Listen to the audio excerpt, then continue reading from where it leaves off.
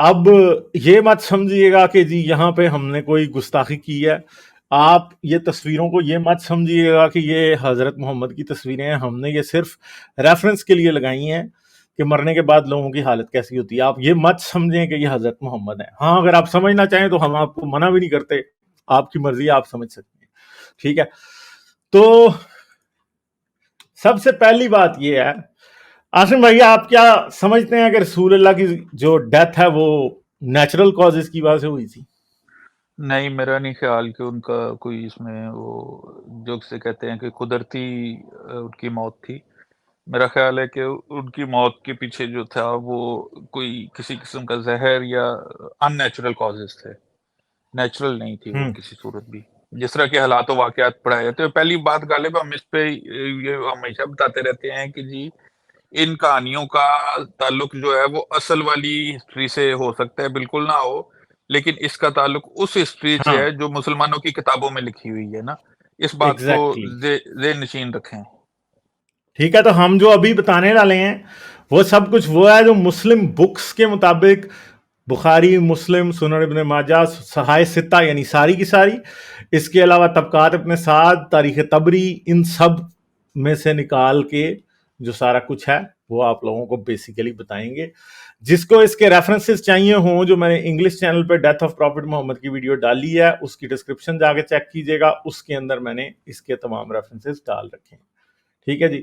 اچھا جی, تو سب سے پہلے تو بات یہ ہے کہ یہ کہا جاتا ہے کہ رسول اللہ کی ڈیتھ جو ہے وہ اصل میں زہر آلود گوشت کھانے کی وجہ سے ہوئی تھی, یعنی پوائزنڈ میٹ کھانے کی وجہ سے ہوئی تھی.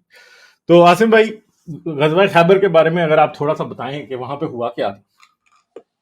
یار وہ تو وہی تھا نا جس میں وہ کافی عرصے سے جو ہے وہ فتح نہیں ہو رہا تھا. پھر علی علیہ السلام جو تھے بیمار شمار تھے, پھر ان کو بلایا گیا اور وہاں سے بھی سنا ہے کچھ جو بھاگنے والے تھے وہ بھاگے تھے, اور پھر مرہب کو مارا گیا تھا, اور پھر اس کے بعد وہ عورتیں غلام بنانا اور بچوں کو, اور یہ وہ بنو قریظہ کو آپ میرا خیال ہے کہ بڑے اسکیل پہ کر لیں تو شاید خیبر میں یہی ہوا تھا.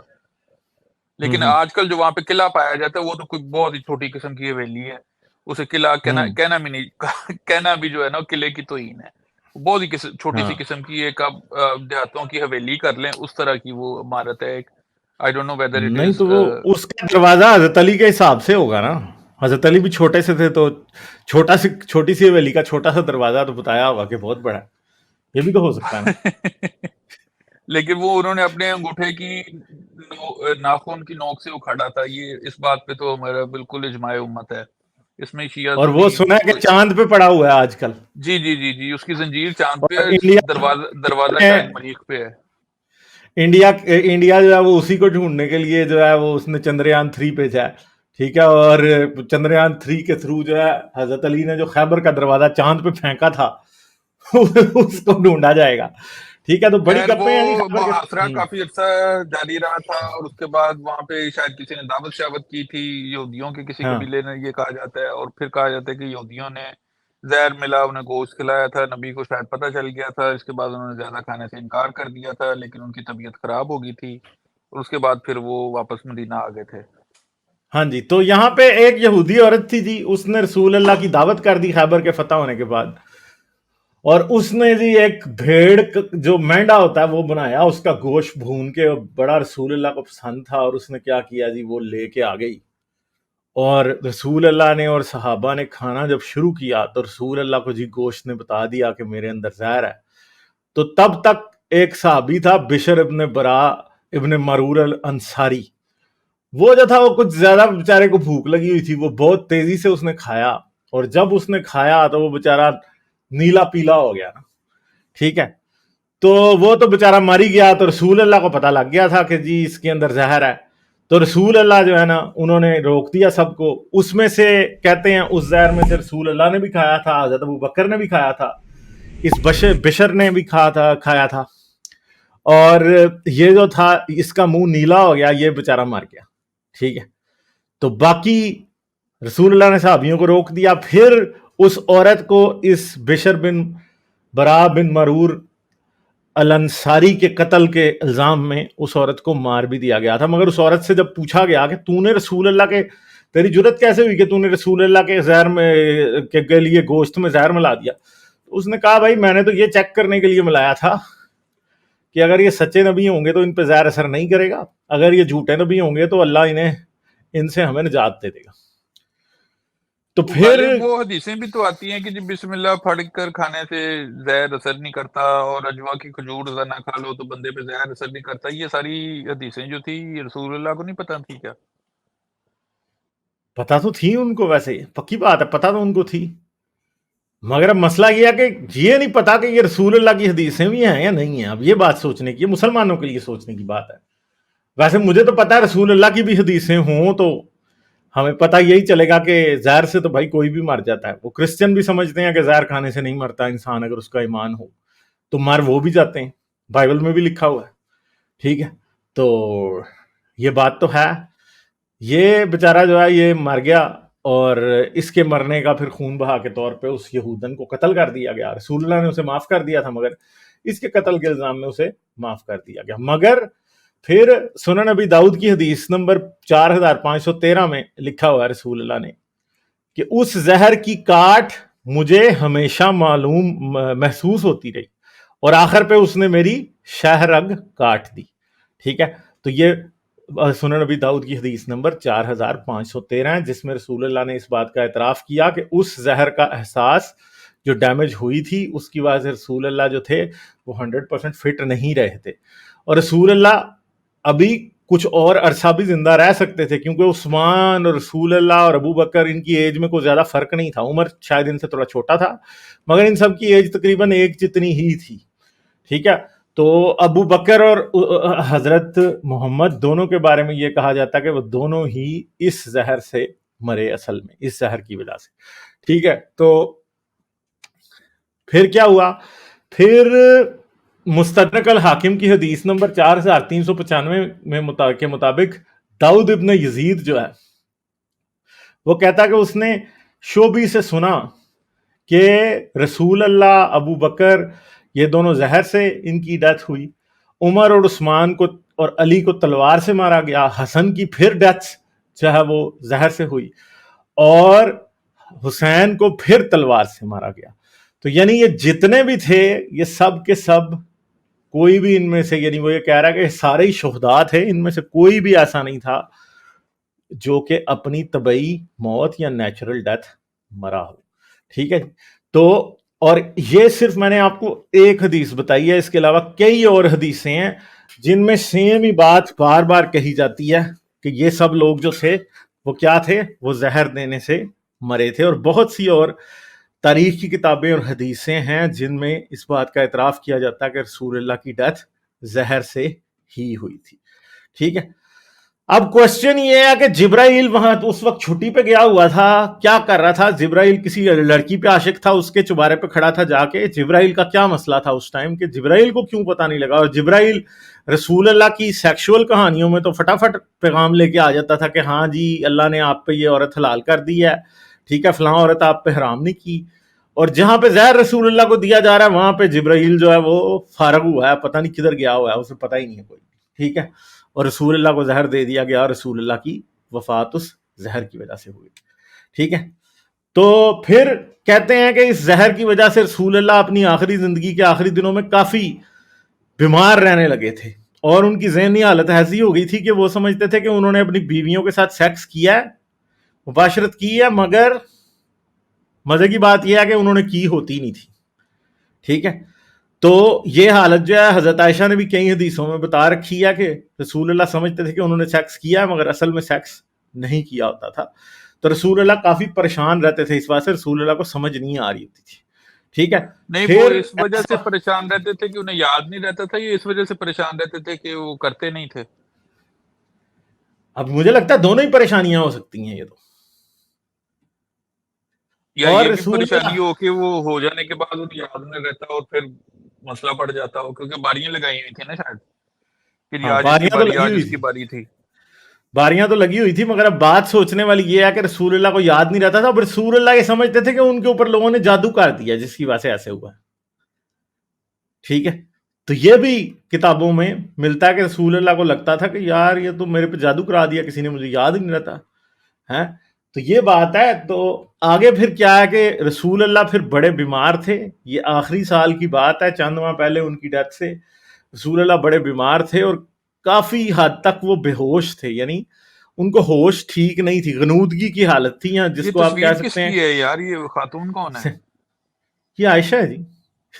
یار؟ آپ ایمان خراب کرنے آ جاتے ہیں. پچھلی سٹریم میں آپ نے وہ اتنی پیاری تصویر وہ لگائی ہوئی تھی, اب بندہ بنو امیہ کا ساتھ دے یا بنو قریش کا ساتھ دے.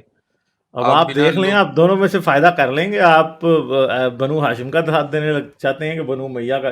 ویسے عائشہ تو بنو امیہ کی تو نہیں تھی. تقریباً تھی بھی نا, تھی ہاں بھی نہیں بھی تھی, صاحب تو ایک ہی ہے نا, لیکن مسئلہ پڑ جاتا ہے یار یہ تو. اچھا. تو چلے اب خیر, میں سوچتا ہوں آپ بات جاری رکھیں. حضرت عائشہ نے رسول اللہ کو ایک دوائی پلائی نا تاکہ وہ ٹھیک ہو جائیں. تو حضرت محمد جو تھے وہ تقریباً بے ہوش تھے اس ٹائم, ان کو صحیح ہوش نہیں تھا, سیمی کانشیس تھے. تو کیا ہوا جی, رسول اللہ کو جب ہوش آیا, رسول اللہ کو شک پڑا کہ وہ اس نے مجھے زہر پلا دیا تاکہ میں مر جاؤں اور اس کا باپ خلیفہ بن جائے. تو رسول اللہ نے کیا کیا, وہ دوائی جو تھی نا وہ پورے گھر میں جتنے لوگ تھے نا سب کو پلوائی. اور حضرت میمونہ جو رسول اللہ کی بیوی تھی وہ اس دن روزہ رکھ کے بیٹھی ہوئی تھی, رسول اللہ نے ان کا روزہ بھی توڑوا دیا اور وہ دوائی ان کو پلوا دی. ٹھیک ہے, تو وہ زہر تو نہیں تھا, وہ دوائی تھی. ٹھیک ہے, کسی کو کچھ بھی نہیں ہوا. تو رسول اللہ کے یہ حالات ہو گئے تھے آخر پہ کہ ان کو بندے بندے سے ان کا اعتبار اٹھ گیا تھا. عائشہ پہ وہ اعتبار نہیں کرتے تھے, ابو بکر پہ وہ اعتبار نہیں کرتے تھے, اوروں پہ بھی وہ اعتبار نہیں کرتے تھے. ٹھیک ہے, تو پھر کرتاس والا واقعہ ہو گیا. کرتاس والا واقعہ ہے کہ رسول اللہ بڑے بیمار تھے اور سارے صحابہ ان کو ملنے آئے ہوئے تھے. تو رسول اللہ نے کہا کہ مجھے ایک کاغذ اور پینسل لا دو تاکہ میں تمہیں ایک ایسی چیز لکھ دوں جس کی وجہ سے تم گمراہ ہونے سے بچ جاؤ گے. تو جی اب رسول اللہ نے تو یہ بات کہہ دی, مگر جو اسلامی ٹھیکیدار تھے جناب عمر بن خطاب صاحب, انہوں نے کہا جی رسول اللہ کی دماغی حالت ٹھیک نہیں ہے اور رسول اللہ ہذیان گوئی کر رہے ہیں, یعنی نان سینس باتیں کر رہے ہیں. ٹھیک ہے, تو اس لیے ہمیں کاغذ پینسل سے لکھوانے کی کوئی ضرورت نہیں ہے, بلکہ اللہ کی کتاب ہی ہمارے لیے کافی ہے. ٹھیک ہے, تو عمر نے یہ کہہ کے صحابیوں کے منہ بند کرا دیے. وہاں پہ صحابی لڑ پڑے بھی اس بات کے اوپر کہ عمر تو کون ہوتا ہے یہ کہنے والا, اور یہ سارے کے سارے جو ہے نا یہ سب کے سب جو آپس میں لڑ پڑے. رسول اللہ بڑے ان کو شور ان کو پسند نہیں آ رہا تھا, انہیں غصہ آیا اور انہوں نے اٹھا کے کہا سب کو کہ تم سارے یہاں سے دفع ہو جاؤ, اور سب وہاں سے چلے گئے. ٹھیک ہے, تو کرتاس کے واقعے کے وقت علی بھی موجود تھے. علی نے بھی قلم دوات نہیں دیا کہ رسول اللہ کو دے دیتے, وہ کچھ لکھ کے دے دیتے. ٹھیک ہے, تو اچھا, عاصم بھائی رسول اللہ کو لکھنا آتا تھا؟ رسول عمر اللہ کو کے بارے لکھنا میں آتا کیا تھا؟ خیال ہے, یہ عمر کی نہیں شکل کیسی بنی ہے؟ نہیں, لعنت پہ جو تسی, رسول اللہ کو لکھنا آتا تھا؟ اصل میں بہت سے لوگوں کا یہ خیال ہے کہ رسول اللہ کو شاید شروع میں لکھنا نہیں آتا تھا مگر آخر تک وہ لکھنا سیکھ چکے تھے. تو کن نے بہت سے سکھایا لوگ یہ سی کہتے انہوں نے؟ ہیں. اب مجھے نہیں پتا کس نے سکھایا تھا, ہو سکتا ہے جبرائیل ہی سکھایا جاتا ہو, کیا پتا. اچھا ٹھیک, یہاں پہ ہم طے کر لیتے ہیں کہ جی عمر نے نہیں دیا, بہت برا آدمی ہاں تھا, مان لیا. ہاں ہاں. عاصم بھائی آپ بار بار ڈراپ ہو رہے ہیں. نہیں میں نے ہلو, کہا امام علی تو وہیں پہ تھے نا, امام علی تو تھے ادھر بالکل. تو انہوں نے کیوں نہیں دیا؟ اب یہ اس کی آپ وضاحت کریں, ویسے امام علی نے کیوں نہیں دیا, سوچنے بس کی میں بات ہے نے نا. پچھلی ایک سٹریم میں بھی ہم نے شاید ہاں بات کی تھی مگر کہ ابھی یہ اس ٹاپک کے حوالے سے بھی وضاحت کر دیں نا, کیونکہ ضروری ہے یہ بھی. کس والے سے؟ اس ٹاپک کے حوالے سے علیحدہ سے وضاحت بھی کر دیں, کیونکہ پھر لوگ اس کو دیکھ لیں گے نا جا کے. ہاں وہ یہی تھا نا کہ دیکھیں, اگر تو رسول اللہ نے یہ کہا کہ جی مجھے کاغذ قلم پینسل دوات دے دو, تو ابو بکر کی یہ ترجیح توجیہ سمجھ میں آتی ہے, عمر کی یہ سمجھ میں آتی ہے کہ کہیں یہ علی کا نام نہ لکھ دے یا کہیں اپنی آل اولاد کا نام نہ لکھ دے. لیکن علی کی طرف سے یہ معاملہ سامنے آتا ہے کہ اس وقت تک وہ جو ہے غدیر خم والا واقعہ ہو چکا ہوا تھا. تو علی اس بارے میں تھا کہ یار میرے بارے میں تو اعلان ہو گیا ہوا ہے, تو اگلی تو خلافت جو ہے سیدھی سیدھی میرے ہاتھ میں, لیکن میں نے کاغذ پینسل قلم دوات دے دیا, تو اب یہ کسی اور کا نام نہ لکھ دے. تو علی جو تھا ہاں وہ دونوں ہی اس چیز کو ایڈوانٹیج کو یوز کر رہے تھے، ورنہ علی کو پینسل قلم مطلب شیعہ جو ہیں اس حدیث کو بہت زیادہ بڑھ چڑھ کر بیان کرتے ہیں نا. میرے خیال میں دوسرے نمبر پہ سب سے زیادہ بیان کی ہاں جانے ہاں، والی یہ حدیث یہی ہے ان شیعہ کی تو طرف سے. بہت ہی زیادہ، پہلے بہت ہی تو زیادہ غدیر حدیث خم میں، اور کرتاس دوسری کو. والی جو ہے وہ حدیث ہاں کرتاس ہے جس پہ عمر کو بھی اعلان تان کرتے ہیں اور ابو بکر پہ بھی کرتے ہیں، عائشہ پہ بھی کرتے ہیں، لیکن وہ علی کے کردار کو اس معاملے میں بالکل سائڈ پہ کر دیتے ہیں کہ جی علی نے کیوں نہیں دیتا. ہاں یہ بھی تو دسو نا. وہ یہی ہے کہ علی کو ڈر ہوگا کہ جی کسی اور کا نام نہ لکھ دیں، اور ان کو ڈر تھا کہ جی علی کا ایگزیکٹلی. نام نہ لکھ دیں. تو یہ لڑائی تو اس وقت ہی وہ جو ہے کیا کہتے ہیں ولی عہد کی یا سلطنت کی یا کی کہتے ہیں تاج کی لڑائی یا جو بھی آپ کہہ لیں، اس کی لڑائی تو شروع ہوگی ہوئی تھی رسول اللہ کی زندگی میں ہی. ہوں. اچھا کاغذ قلم پینسل تو بات کی بجائے رسول اللہ کچھ بول دیتے یار. ہاں بتا بھی سکتے تھے مگر کیوں نہیں بتایا، بتا دینا وہی نا، چاہیے تھا. پینسل ہاں تو بات قلم ایگزیکٹلی. لکھنے کی بجائے بندے مطلب اس میں آپ کی طاقت زیادہ استعمال ہوتی ہے. بندہ جتنا بھی بیمار ہو تھوڑا بہت بول دیتا ہے کہ یار میرے بات علی نو بلا لے ہو، یا میرے بات ابو بکر نو بلا لے ہو، یا لا نبی آبادی وہ والی جڑی حدیث ہے کہ میرے بعد کوئی نبی نہیں ہے، لیکن اگر کوئی نبی ہوتا تو عمر ہوتا، عمر کو بنا دیتے، کسی کو بنا دیتے. ہو سکتا ہے اپنی بیٹی کو بنا دیتے، بیوی کو بنا دیتے کہ جی عورت کی حکمرانی کا میں آج سے جو ہے نا وہ سلسلہ شروع کر رہا ہوں، تو آپ اس طرح سے کر دیتے. لیکن کیوں نہیں کیا؟ یا پھر یہ حدیث ہی ہے سارا واقعی جھوٹ ہے؟ یہ بھی تو ہو سکتا ہے نا. مجھے لگتا ہے حدیث کرتاس تو پکی شیعہ مائنڈ کے لوگوں نے ہو سکتا ہے کھڑی ہو، اور دوسری طرف سنی مائنڈ کے لوگوں نے وہ میرے بعد کوئی نبی ہوتا تو عمر ہوتا وہ والی کھڑی ہوگی. یہ حدیثیں ایک دوسرے کے مقابلے پہ پولیٹیکل پروپیگنڈا کے طور پہ گھڑتے رہے ہیں ہر وقت. نہیں تو آپ دیکھیں، آپ سورہ نون اگر آپ کے پاس ہے تو کھول لیں. سورہ نون جو سورہ ہے، نون، ایک سیکنڈ ٹھہریں ہاں پھر. نمبر کیا ہے اس کا؟ نمبر نہیں مجھے پتا، آپ صرف سورہ نون لکھیں گے تو آ جائے گی. نون والقلم، پتہ نہیں کہ یہ آگے اس طرح کر کے کچھ ہے. اصل میں اس کا نام کچھ اور ہے نا. نہیں سورہ نون ہی ہے اس کا نام. نہیں اس کے دو نام قرآن.com پہ اور ہوگا نا. یار سورہ نون ہی ہے یہ، سورہ سورہ قلم، القلم ہے اس کا نام نا. القلم ہوگی نا. ہاں نون والقلم، القلم اس کا نام. نون اچھا والقلم اس آگے کا کی اس کی آیت کون سی ہے؟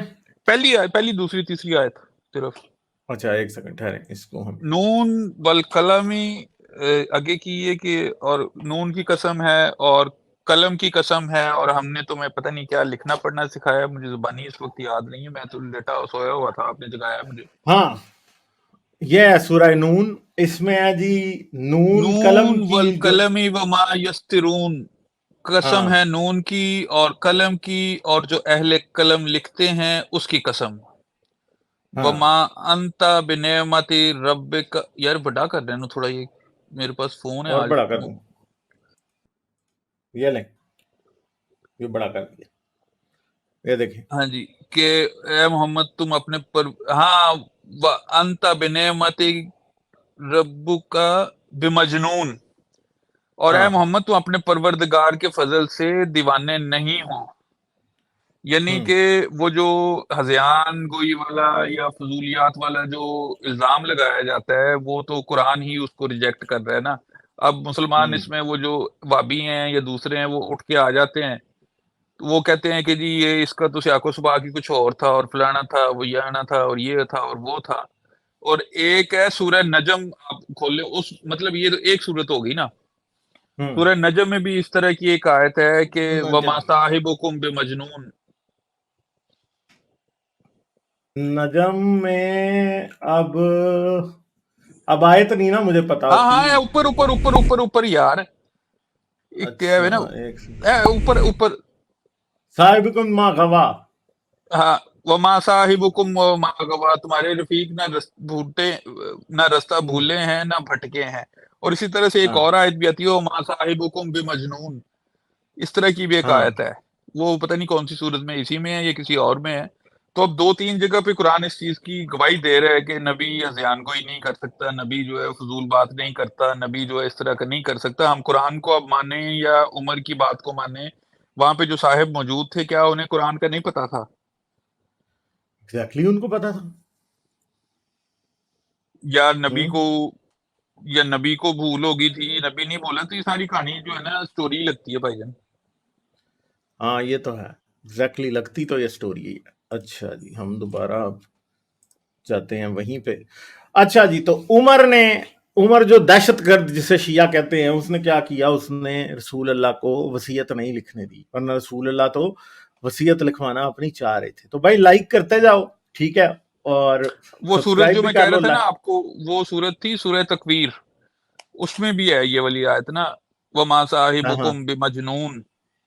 کیونکہ میں نے ہاں ہاں کافی ہاں عرصہ ہو گیا قرآن جی جو ہے وہ مجھے تھوڑا تھوڑا بھول جاتا ہے، لیکن یہ سورہ تکویر کی آیت بھی ہے، وَمَا صَاحِبُكُم بِمَجْنُونٍ، اور تمہارا اچھا صاحب جو ہے وہ پاگل نہیں ہے. مجنون نہیں ہے ہاں. ہاں. اچھا پھر کیا ہوا جی، اب رسول اللہ کی ڈیتھ کے بارے میں بھی کنفلکٹ ہے کہ رسول اللہ کی وفات کس دن ہوئی.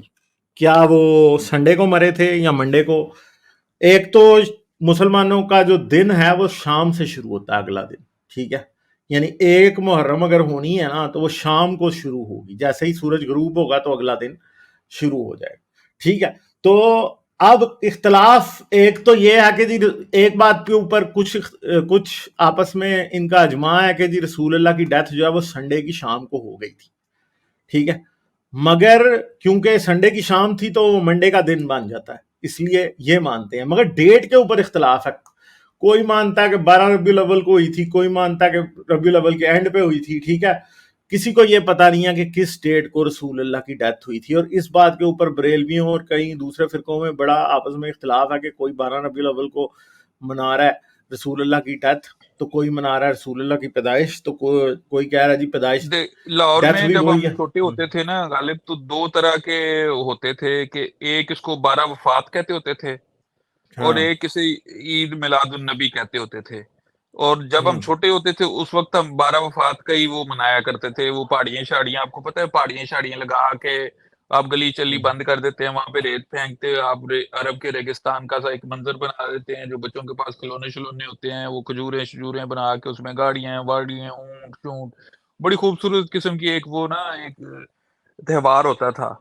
لیکن وہ جیسے جیسے بڑے ہوں ہوتے گئے اس کے ابھی بھی آپ اندرون شہر لاہور میں چلے جائیں تو 12 وفات ہی کہتے ہیں لوگ، اسے عید میلاد النبی نہیں کہتے. عید میلاد النبی بہت بعد میں ہمارے یہاں آیا ہے کہ جی یہ بیسیکلی تہوار عید میلاد النبی کا ہے، اور لیکن آپ اسے 12 وفات کیوں کہتے ہیں؟ تو اس کی وجہ یہی ہے کہ جی پتہ نہیں تھا کہ رسول اللہ جو ہے وہ 12 ربیع الاول کو پیدا ہوئے تھے یا فوت ہوئے تھے، یا 9 ربیع الاول تھے یا 12 کو پیدا ہوئے تھے 9 کو فوت ہوئے آصف تھے، بھائی اس آپ بارے میں. ڈراپ ہو گئے، ایک بار پھر واپس آئیں. ہوں ہاں جی ہاں اب جی ٹھیک ہے. ہاں کریں کریں کریں، ہاں ہاں ابھی آ رہی ہے آواز. میں نے یہی کہا کہ لوگوں کو اس بارے میں پتہ ہی نہیں ہے ابھی تک بھی کہ یہ 12 وفات تھی یا 12 ولادت تھی، یا 9 کو پیدا ہوئے تھے 12 کو فوت ہوئے تھے، 12 کو ہوں پیدا ہوئے تھے 9 کو فوت ہوئے تھے. اس بارے میں ابھی تک بھی جو ہے نا وہ کچھ کلیئرٹی نہیں ہے کسی کو. اور ہوں اتنی بڑی شخصیت جس کے بارے میں کہا جاتا ہے کہ جس وہ مطلب اس کی زندگی کا ایک ایک دن جو ہے وہ ڈاکیومنٹڈ ہے، لیکن اس کی نہ پیدائش والے دن کا صحیح پتہ ہے نہ اس کی وفات کے دن کا صحیح پتہ ہے. ایگزیکٹلی تو یہ ایک بہت بڑا مسئلہ ہے اور جھگڑے کی وجہ ہے مسلمانوں کے درمیان کہ بھائی کیا 12 ربیع الاول واقعی یوم پیدائش ہے یا یوم وفات ہے ٹھیک ہے. تو یہ چیز یہ ہے. پھر دوسری بات ہے کہ رسول اللہ کی وفات جب ہو گئی تو ان کے دفنانے کے بارے میں بھی کافی بڑا کنفلکٹ تھا صحابہ کے درمیان. صحابہ کچھ جو تھے وہ یہ کہہ رہے تھے کہ رسول اللہ کا جو منبر تھا مسجد نبوی میں اس کے پاس رسول اللہ کو دفنا دیا جائے. کچھ صحابی ایسے تھے جو کہہ رہے تھے کہ جی رسول اللہ کو دفنایا جائے جنت بقیع میں ٹھیک ہے. اور اس بات کے اوپر بھی جھگڑا پڑا ہوا تھا، مگر طبقات ابن سعد کے مطابق اور تبری کے مطابق رسول اللہ کو دفنایا گیا تقریباً 3 دن بعد ان کی وفات کے ٹھیک ہے. اور مگر سیرہ حلبیہ جو ہے وہ یہ کہتی ہے کہ 48 گھنٹے بعد رسول اللہ کو دفنا دیا گیا. اب سوال بہت سارے ہیں کہ رسول اللہ کو دفن کیوں نہیں کیا تھا، اور پھر جب دفن کیا تو یہ تقریباً آدھی رات کو ان کو چند لوگوں کی موجودگی میں صرف اسی کمرے میں دفنا دیا گیا جدھر ان کی وفات ہوئی تھی. تو عاصم بھائی کیا ذہن کہتا ہے کیوں رسول اللہ کو دفنانے نہیں دیا تھا، یار دفنا وہ رہے تھے؟ میرا خیال ہے کہ وہ تو گئے ہوئے تھے، وہ کدھر گئے ہوئے تھے، وہ سکیفا کیا تھا وہ ہاں ابھی سکیفا وہ آئے گا ویسے ابھی آگے.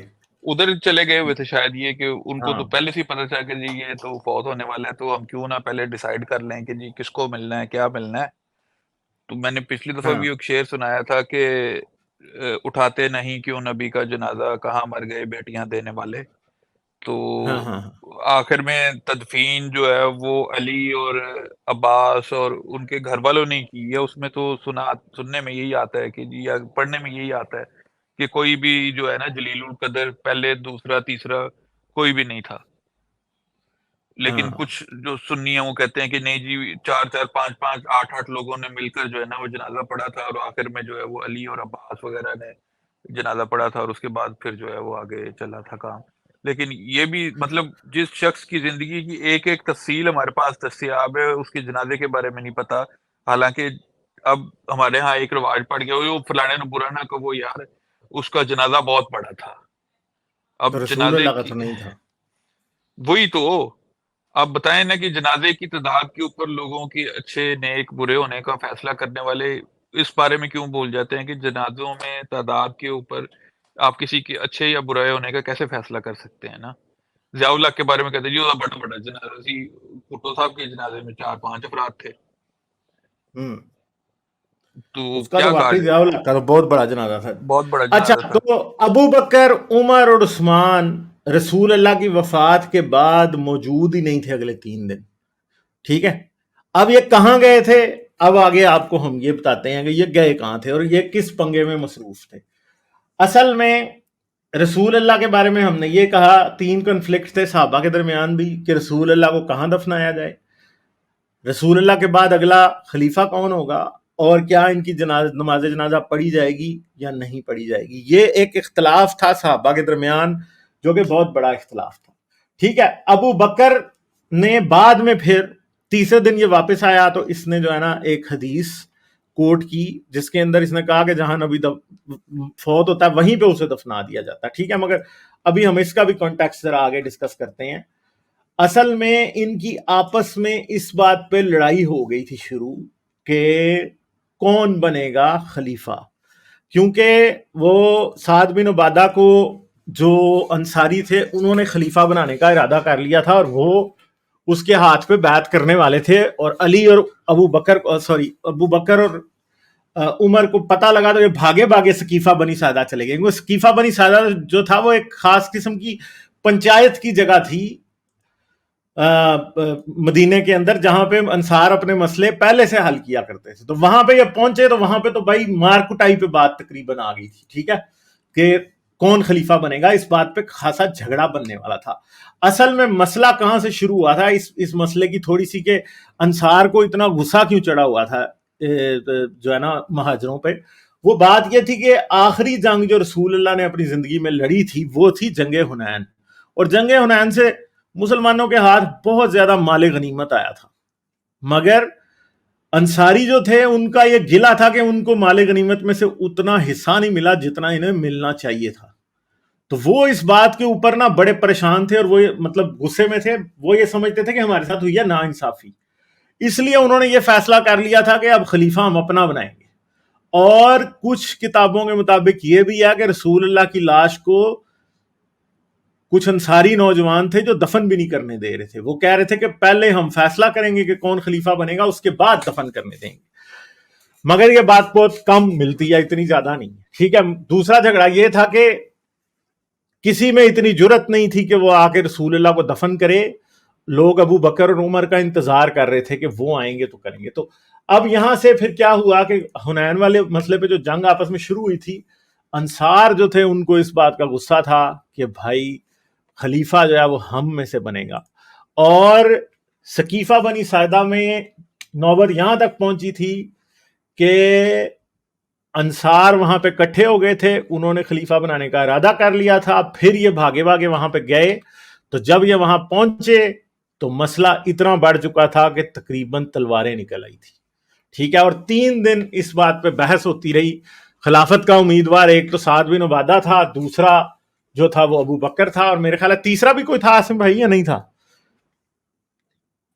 تیسرا ایک تو وہ تھا، اور ایک شاید جس کا ہم نے نام لیا تھا یار پچھلی دفعہ، شاید اس کا بھی تھا. I am not very sure, میں نے بتایا میں ابھی تھوڑا سا وہ ہوں، نیند میں ہوں. ہاں ایک تو ابو بکر تھا، دوسرا وہ تھا، تیسرے شاید علی ہوں گے، لیکن وہ علی وہاں پہ موجود نہیں تھے. ہاں علی بھی امیدوار تھے، مگر علی اپنی امیدوار بنانے کے لیے وہاں پہ گئے نہیں تھے اپنا کنٹیسٹ کرنے کے لیے. ٹھیک ہے جی. تو پھر کیا ہوا ہے، تقریباً جھگڑا ہونے والا تھا تو ادھر پھر عمر نے جو ہے نا ایک بڑی زبردست چال چلی.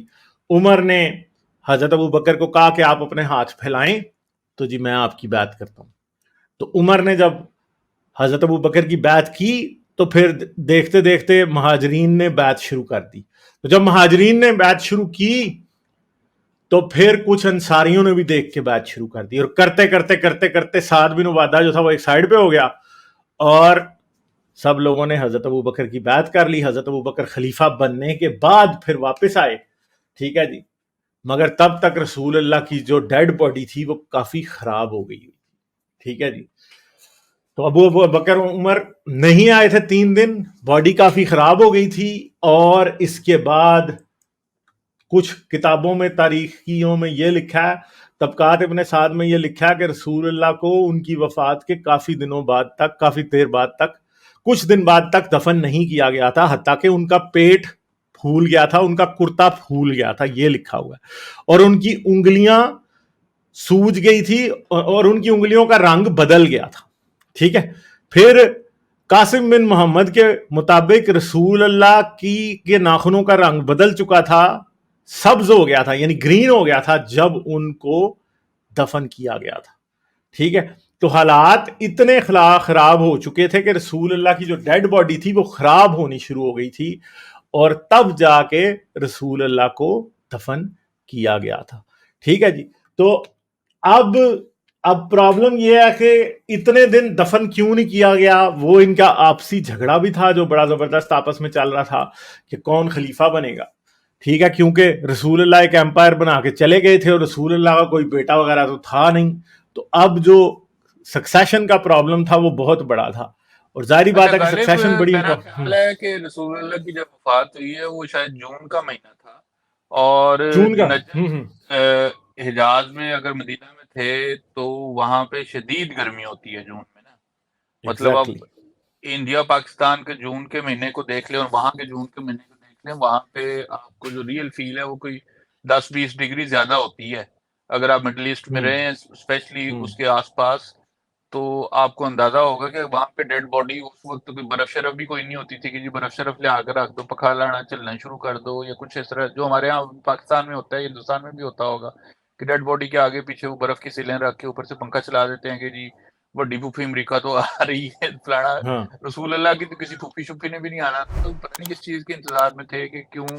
اور دوسری طرف ہمیں ایسی حدیثیں ملتی ہیں کہ جی جتنی جلدی ہو سکے میت کو دفن کرنا چاہیے، ہاں اس میں ہاں کسی جی. چیز کا انتظار نہیں کرنا چاہیے. تو یہاں پہ تو سٹوری ہی اور ہے نا. اب یہ مطلب سیرت النبی جو ہے وہ رسول اللہ کی حدیثوں سے وہ میل نہیں کھاتی ہے، ان کی وفات جو ہے وہ ان کی احادیث کے مطابق ان کا خیال نہیں رکھا گیا. تو اب رسول اللہ کی جو ڈیڈ باڈی ہے وہ خراب ہو چکی تھی. پیٹ پھولنا، آپ کو پتہ ہے پیٹ پھولنا بہت ہی غلط چیز ہوتی ہے. پیٹ پھٹ بھی جاتے ہیں لاشوں کے. ٹھیک ہے. ڈیڈ باڈی پیٹ پھٹ جاتے ہیں، جسے عام طور میں ہم لوگ کہتے ہیں نا کہ پیٹ میں پانی پڑا ہوا تھا. جس کی کڈنی فیل ہو یا کچھ لیور کے ایشوز ہوں، ان لوگوں کے پیٹ میں پانی ہوتا ہے اور وہ گیسز بننے کی وجہ سے وہ پھٹ بھی جاتے ہیں. ٹھیک ہے. اور بہت بڑا ایشو ہو جاتا ہے. کچھ ڈیڈ باڈیز ایسی ہوتی ہیں کہ جنہیں آج کے دور میں بھی اگر آپ کیا اسے کہتے ہیں، وہ جو سرد خانہ ہوتا ہے جسے کہتے ہیں، اب انگلش میں اسے کیا کہتے ہیں میرے ذہن سے نکل گیا. یار وہ جو ڈیڈ باڈیز جہاں پہ رکھی جاتی ہیں، ہاں، اگر آپ ادھر لے جائیں تو وہ بھی اسے رکھنے سے انکار کر دیتے ہیں. وہ کہتے ہیں کہ یہ ہاں ڈیڈ باڈی نہیں رکھی جا سکتی کیونکہ یہ خرابی پیدا کرے گی. ٹھیک ہے. تو اور پھر ناخنوں کا گرین ہو جانا، اس کا مطلب ہے کہ کافی زیادہ ڈھکے ہوا تھا. اور پھر ایک اور بات ہے، رسول اللہ کی بریل ہوا کیسے تھا. اب یہ بات یاد رکھیں، رسول اللہ کو نہلایا کیسے گیا تھا. اب یہ بھی ابو بکر نے ہی نیا کام کیا تھا. وہ مجھے یہ بتایا گیا ہے کہ میں لمبی بات نہیں کروں گا، ایسے خام خواہ میں لوگ کہیں گے خود جا کے لوگ پڑھ لیں جو سننے والے دیکھنے والے ہمارے کہ جی شیعہ جو ہے وہ ڈیڈ باڈی کو کیسے نہلاتے ہیں اور سنی کس طرح سے نہلاتے ہیں، تو ان دونوں میں ٹھیک ٹھاک قسم کا فرق ہے. اب بتائیں کہ انہیں جو ہے وہ غسل کس طرح سے دیا گیا تھا. تو غسل تو رسول اللہ کو ایسے دیا گیا تھا کہ ان کا کرتا بھی نہیں اتارا گیا تھا، کرتے کے اوپر سے ہی پانی بہا دیا گیا تھا اور غسل دے دیا گیا تھا. غسل بھی اسی جگہ دے دیا گیا تھا جس جگہ قبر بنائی گئی، اور وہیں پہ ان کو سیدھا سیدھا دفن کر دیا گیا. کہ بھی ابو بکر نے کہا کہ بھائی وہیں پہ دفن ہوں گے جہاں پہ ان کی ڈیتھ ہوئی ہے. اور اب ایک اور بھی بات ہو سکتی ہے کہ شاید ڈیڈ باڈی کے ساتھ کوئی پرابلم تو نہیں ہو گیا تھا جو رات کو چوری چھپے ایک دم بری کر دیا، اور کہیں ایسا ہی تو نہیں ہوا تھا کہ واقعی کہیں ڈیڈ باڈی کا پیٹ ہی نہ پھٹ گیا ہو. کیا پتا، ہمیں کیا پتا کہ کیا پرابلم ہو گیا تھا وہاں پہ. تو یہ ایک بڑی عجیب سی سچویشن ہے. پھر کئی کرسچن تو یہ بھی کہتے ہیں کہ رسول اللہ کو اس لیے نہیں دفنایا گیا تھا کہ رسول اللہ بھی کہہ گئے تھے کہ 3 دن بعد میں بھی زندہ ہو جاؤں گا. ٹھیک ہے، پر وہ کرسچنز کی باتیں ہیں. ٹھیک ہے، تو اب اس کو کیا کہیں، مگر ان کا تو بہت بڑا آپس میں کنفلکٹ تھا جس کی وجہ سے یہ لوگ رسول اللہ کو اتنی دیر بیری نہیں کر سکے. تو یہ اچھا، ایک کمنٹ میں ایک صاحب ہیں، ان کا نام ہے پتہ نہیں حسیب صاحب ہیں، وہ کہہ رہے ہیں کہ جی یہ کمینے لوگ جو ہے رسول اللہ کے بارے میں غلط قسم کی باتیں بیان کر رہے ہیں. نبی کوئی تم جیسا نہیں ہے جن کی باڈی خراب ہو، شرم ہوتی ہے. لعنتی شخص، مر جاؤ مر جاؤ مر جاؤ، تمہاری موت کتوں سے بھی بدتر ہوگی. ہم اس کے بارے میں کیا حسیب کہیں بھائی، اب؟ یہ ہم اپنے پاس سے نہیں کہہ رہے، یہ آپ کی ہی کتابوں میں حدیثوں میں لکھا ہوا ہے، تاریخ کی کتابوں میں لکھا ہوا ہے. ٹھیک ہے، یہ ہم اور نہیں کہہ رہے. ٹھیک ہے، پھر وہ جو ادن والی بات تو ٹھیک ہو گئی نا کہ نبی پہ ہاں زہر بھی اثر نہیں کرنا چاہیے. نبی کوئی ہم جیسا انسان تو نہیں ہوتا نا، وہ ہاں تو نبی پہ تو زہر بھی نہیں اثر کرنا چاہیے. تو یہ پھر زہر کا اثر کیسے ہو گیا بھائی جان؟ ہاں یا تو وہ یہ نبی بات تھے ہے. یا پھر ہم جیسے انسان تھے، یا پھر وہ نبی نہیں تھے اسی وجہ سے ہمارے جیسے انسان تھے. تو یہ مسئلہ ہے کہ رسول اللہ کی ڈیتھ ایسے ہوئی، ایسے نہلایا گیا، ایسے دفن کیا گیا، رات کے اندھیرے میں چوروں کی طرح دفن کر دیا گیا کسی کو. مطلب کیسی عجیب سی سچویشن ہوئی یہ ساری کی ساری. اور جب خلافت ابو بکر کے ہاتھ آ گئی تو پھر سب کچھ بھول بھال گیا اور بس ختم ہو گیا. بلکہ ابو بکر نے آ کے کہا کہ رسول اللہ مر چکے ہیں، اگر کسی کو محمد پہ ایمان ہے تو وہ محمد مر چکے ہیں. ٹھیک ہے، تو یہ سارا کچھ ہوا. ٹھیک ہے، لائک شیئر اور سبسکرائب کرنا مت بھولیں. اس کے ساتھ ساتھ آپ میرے چینل کو پیٹریون پر سپورٹ کر سکتے ہیں. پیٹریون کا لنک ویڈیو کی ڈسکرپشن میں ہے.